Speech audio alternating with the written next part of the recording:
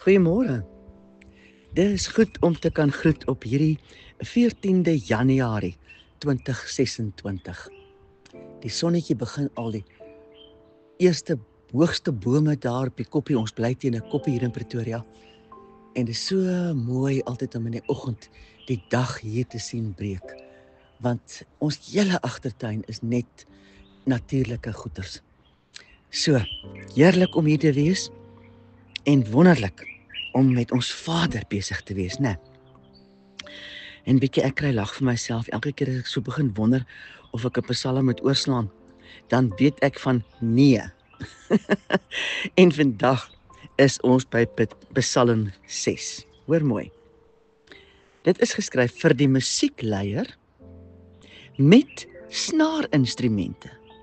Nou wonder ek, sou dit beteken dat koning Dawid uit die staanspoor geweet het dat hierdie psalm by herhaling voor ons Vader gebring sou word as 'n lied en dat dit ander mense sou behels?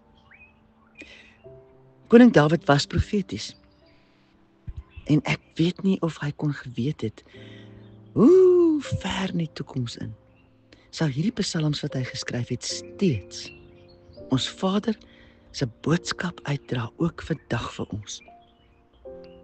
Maar wie dan kom daar ook in die opskrif die woorde met basstem. Asof hy in opregtheid selfs in die klank wil dieper of dan verder af, awer, asof in nederigheid wil buig voor die Almagtige. Kyk weer lees vers 2. O Here, straf my nie in u toorn nie en kastei my nie in u grimmigheid nie. Koning Dawid vra in hierdie vers dat ons Vader hom nie straf nie. Dit laat mens besef dat hy sekerlik ergens droog gemaak het. Aan wie van ons is dit nie bekend nie? Droog maak is deel van menswees.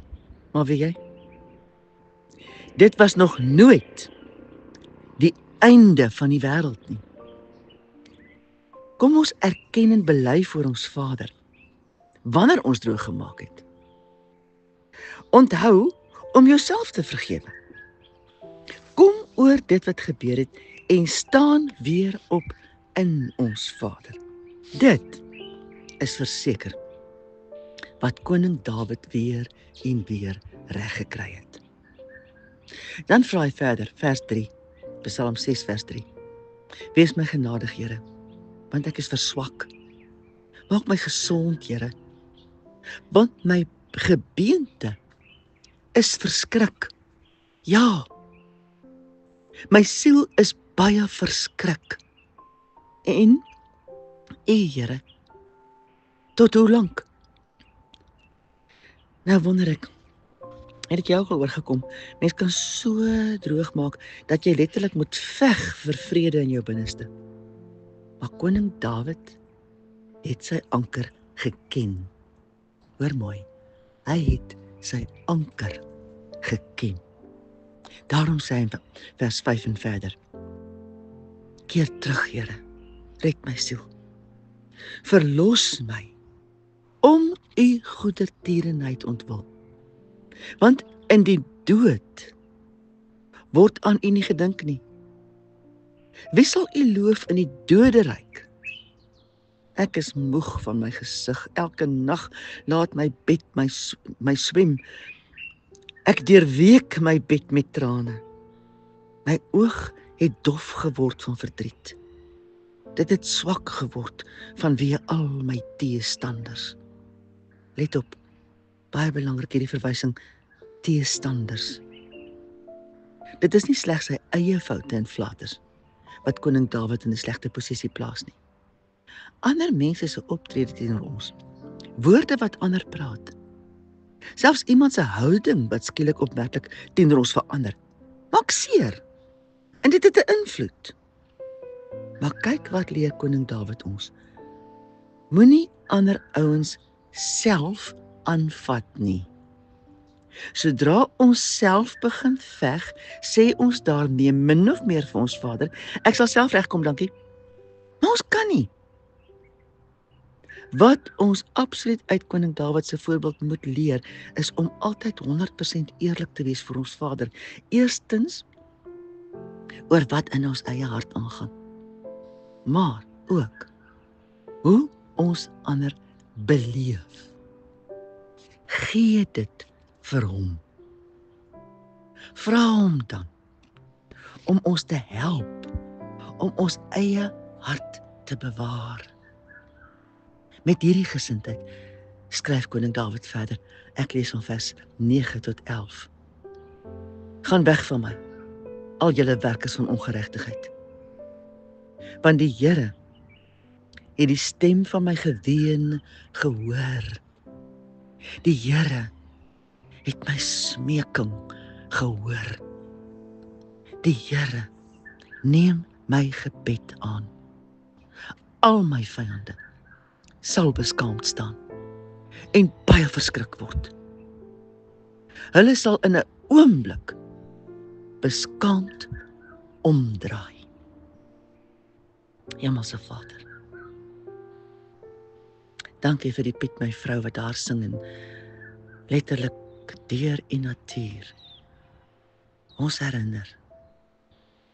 U is in beheer van alle dinge. Wees my genadig, Vader. Wees ons genadig. Dat ons as koning Dawid sal leer om so intens by U in te trek. Dat ons onsself nie eers 'n oomblik sal kans gee om uit eie waan of eie oortuiging of seerkry terug te klap na ander nie. Laat ons asseblief, leer ons asseblief, Vader, leer ons om U altyd voor oë te hou. Met die bewustheid dat U hier is. Net hier, by my. U sien alles. U weet alles. U kan alles. Slegs in U is daar vir my vrede en oorwinning, veral oor my eie swakheid. En dankie, Vader, dat U altyd beter weet as ek. Deur watter toetse ek moet gaan om agter te kom wat regtig nog in my sit wat nie van U is nie. Help my om eerlik te wees, Vader, oor myself, oor my verhouding met U, en ook oor hoe ek U dalk nog nie ken nie of vertrou nie. Vader, ek bid dat ons elkeen vir onsself die besluit sal neem om te kies, om U te ken en U toe te laat om werklik ons binneste te bou en te bestuur. Wees ons genadig, Vader, dat ons dit van U sal vra, elke dag. Halleluja, amen.